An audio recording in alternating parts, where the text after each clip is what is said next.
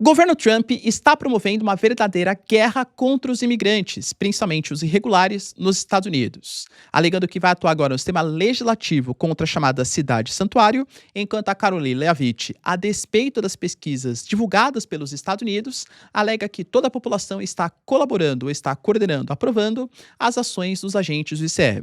Enquanto isso, funcionários das empresas do Vale do Silício, a OpenAI, Google, Meta, dentre outras, fazem uma carta pedindo para que o Trump revise as suas políticas públicas e há denúncias, principalmente em Minnesota, de que o governo americano está fazendo investigações, querendo saber o nome das pessoas para fazer algum tipo de interferência política em um estado que conta com Minneapolis, uma das cidades mais emblemáticas das ações dos agentes do ICE. O que está acontecendo nos Estados Unidos, hein?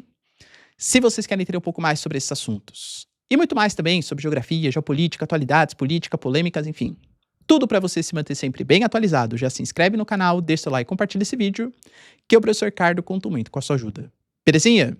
Pessoal, presta bastante atenção, que para você que tem várias informações pessoais, profissionais nos seus aparelhos, celular, notebook, videogame até, é super importante que você proteja essas informações. Caso você queira ter acesso ao melhor VPN do Brasil, que é o VPN do Surfshark, vou deixar para vocês o link na descrição, cupom Ricardo, que você ganha 4 meses extras. Pô, agora é sensacional, você muda o seu IP, tem acesso a conteúdos exclusivos, séries, filmes só que tem nos Estados Unidos, Reino Unido e tal. Várias usabilidades por um preço muito, muito baratinho e que você pode compartilhar com outros equipamentos e até outras pessoas, tá? Recomendo para vocês, eu uso, tá? Pô, dependo muito da segurança dos meus negócios e recomendo que você também use o VPN do Surfshark. Tamo junto? Então bora lá pro vídeo, pessoal. Seguinte. Como eu trouxe para vocês na introdução, e aliás a gente falando quase que recorrentemente sobre isso, a atuação dos agentes do ICE está dando uma dor de cabeça para a sociedade e para o governo Trump. Uma das cidades, aliás, algumas cidades, elas são conhecidas nos Estados Unidos por serem chamadas cidades santuário. Nova York, Los Angeles, Chicago, porque são locais que, segundo o próprio governo federal americano, adotam políticas que limitam a cooperação ou atuação das autoridades federais, dos agentes do ICE. O governo Trump promete que ele vai querer, do ponto de vista legislativo, obrigar que isso não seja mais feito. Por exemplo, todos os protestos em Minneapolis ou em Minnesota como um todo, ou em outras regiões dos Estados Unidos, segundo o governo Trump, só estão acontecendo porque as autoridades locais, os governadores, os prefeitos, as polícias locais, não auxiliam os agentes do ICE, que ficam preocupados com a sua própria defesa e devem, às vezes, agir de maneira violenta. Essa é a interpretação, claro, do governo americano. Só que o governo americano, e na minha visão, ou fala isso de maneira política, ou é muito deslocado da realidade, alega que essas políticas estão dando super certo, que é isso que a população quer. A Caroline Leavitt, que é a porta-voz do governo Trump, falou que os americanos, de maneira esmagadora, querem exatamente o que o Trump está entregando. Fronteiras fortes, fiscalização rígida da imigração contra os piores imigrantes legais, dos quais ainda há centenas de milhares a serem deportados. Já trouxe para vocês, não vou repetir, realmente acho que era uma demanda da população americana esse combate à entrada de imigrantes pela fronteira sul, principalmente aos imigrantes que tenham cometido algum tipo de ilicitude.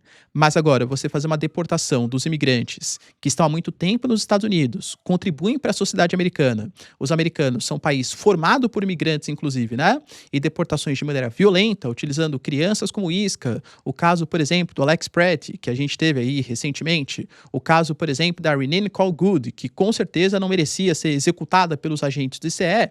Isso vem fazendo com que, segundo pesquisa da revista Reuters, 58% da população americana desaprovem a maneira como ele está lidando com a questão migratória.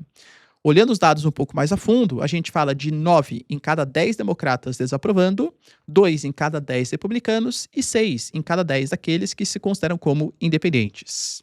O Trump atingiu o seu pior índice de aprovação do segundo mandato, com uma aprovação só de 38%, às vésperas de um processo eleitoral, the midterm elections, que vai renovar o parlamento americano. O Trump está numa enrascada. Enquanto isso, ele vem, por mais que publicamente, dando essas declarações, vem mudando algumas coisinhas. Por exemplo, o Gregory Bovino, que era o responsável por essa atuação dos agentes do ICE, ele deu uma declaração que foi vista de maneira péssima pela população. Ele falou que o enfermeiro, que é o Alex Pratt, né, que foi morto ali pelos agentes, na verdade planejava um massacre contra os agentes do ICE. Pô, cara, você olha as filmagens, tem o vídeo ali mostrando, né? Ah, professor, mas ele estava com porte de... Tava mesmo, o que é totalmente legal na região em que ele estava, né? E você mostra o agente, o vídeo mostra isso. Poxa, ele estava com o celular na mão, na verdade ele foi defender uma moça que estava levando spray de pimenta na cara dos agentes do ICE. Os oficiais do ICE foram lá, 7, 8, pra cima dele, tiraram a arma que ele não tinha levantado a arma contra ninguém, tá? E depois que já tinha tirado executaram o cara. Pô, cara, isso é uma atuação. Ele estava querendo fazer um massacre contra os agentes do ICE?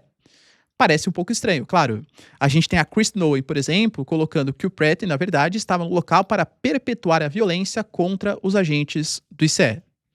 Você percebe que o discurso é muito descolado da realidade? E aqui, como eu já estudo política e geopolítica há um tempinho já, né? De verdade, cara, parece muito o que aconteceu no primeiro mandato do Trump. Sendo sincero, o Trump, até 2019, era praticamente reeleição. Os democratas não tinham um candidato forte. O Biden, na verdade, era um político de carreira, né? O Biden, ele era senador de 73, mas nunca foi assim, né? Deixa eu ver se eu consigo fazer uma associação, vai. Sei lá, o Alckmin, por exemplo. O Alckmin é um cara que é um político super importante da história do Brasil. Você vê gente protestando, sou Alckmin, Alckmin na veia, tal. Não, você vê gente pelo Lula, pelo Bolsonaro, entende? Pô, são pessoas muito mais, né, carismáticas. Nossa, eu adoro o Kassab, sou kassabista, entendeu? Não tem muita essa lógica na política brasileira. O Biden era mais ou menos isso. Então a eleição do Trump contra o Biden era meio que Trump contra não Trump, né? Ou seja, o político mais moderado ali que a gente conseguiu colocar, que era o Biden. E por que o Trump ele perdeu a eleição? Por conta da pandemia, que, claro, gerou uma crise econômica, vários governos foram trocados, e pela maneira como ele reagiu ao movimento Black Lives Matter. É fato, né? Ele reagiu de maneira muito mal à opressão, né, que tinha sido ao George Floyd, ao Derek Chauvin, né, e colocando ali que, na verdade, era todo mundo baderneiro e tal. Cara, é óbvio que a sociedade americana não viu com bons olhos a maneira como o Trump tratou essa questão nos Estados Unidos. Uma possível crise econômica americana, com aumento dos juros, com aumento da dívida pública americana e os casos agentes do ICE, podem ser novamente a perdição do governo Trump. A gente teve, por exemplo, funcionários da Google, Meta, OpenAI, PayPal, Nvidia, uma série de empresas do Vale do Silício fazendo pressão contra os CEOs dessas empresas para que eles também pressionem o governo Trump. A gente sabe que o governo Trump ele tem uma ligação muito forte com o Vale do Silício. A indicação do J.D. Vance como vice-presidente não é à toa. E se no passado, por exemplo, ano passado, esses CEOs, eles pediram para que o Trump não mandasse os agentes da Guarda Nacional para São Francisco, e o Trump nunca admitiu publicamente, mas não mandou também os agentes da Guarda Nacional. É óbvio que esses empresários têm grande influência. Então, 400 empresários dessas empresas pediram para que os CEOs pressionem o governo Trump para reprimir ou para reduzir as suas medidas contra os imigrantes indocumentados dos Estados Unidos. Se os empregadores do Vale do Silício perceberam que isso pode comprometer as finanças das suas empresas, olha, acho que o Trump pode sim parar.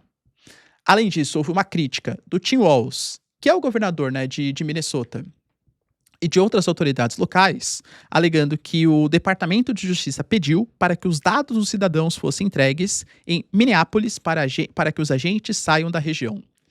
O Tim Walz, que é o governador, ele, que é democrata, tá bem importante, ele vem alegando que os agentes do ICE estão promovendo contra a população local.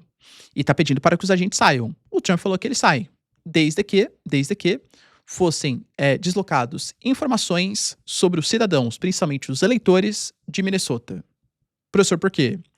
A Pam Bondi, que é a procuradora dos Estados Unidos, alega que, na verdade, ali no estado, que é um estado que, historicamente, teve ali democratas, republicanos, tal, mas que nas últimas eleições, e olha que bastante nas últimas, né? Nas últimas 10 eleições foram candidatos democratas, que há possibilidade de fraude. Além de fraude nas eleições, alega também que o estado de Minnesota tem uma fraude maciça em relação à assistência social e que o governador faz questão de não investigar para não ter uma queda de popularidade dos democratas. Claro que não é isso que Minnesota alega, né? O Tim Walz, ele alega que, na verdade, essa carta é uma tentativa ultrajante de coagir Minnesota a fornecer informações ao governo federal com dados privados de cidadãos em violação à lei estadual e federal e desrespeitando a Constituição americana que pede pela privacidade dos seus cidadãos. Perceba o quanto está escalando esse problema. A atuação das Big Techs, possibilidade de intervenção nas informações privadas da sociedade americana e uma baita queda de popularidade para o governo Trump. Será que ele vai levar essa briga até o final? E só destacando que enquanto eu gravava para vocês, o prefeito de Minneapolis alega que conversou com o Trump e que o Trump aceitou tirar alguns agentes do ICE, alegando que a situação não poderia continuar. O prefeito ele vai conversar com o czar da fronteira, né, indicado pelo Trump, para coordenar algumas ações, e ele promete combater a criminalidade, perseguir imigrantes que tenham cometido algum tipo de ilicitude, mas ressaltou a importância dos imigrantes para a história da região. Deixa aí nos comentários, quero saber sua opinião. No mais, se vocês curtiram o vídeo, tamo junto, beijos, abraços e tchau, tchau.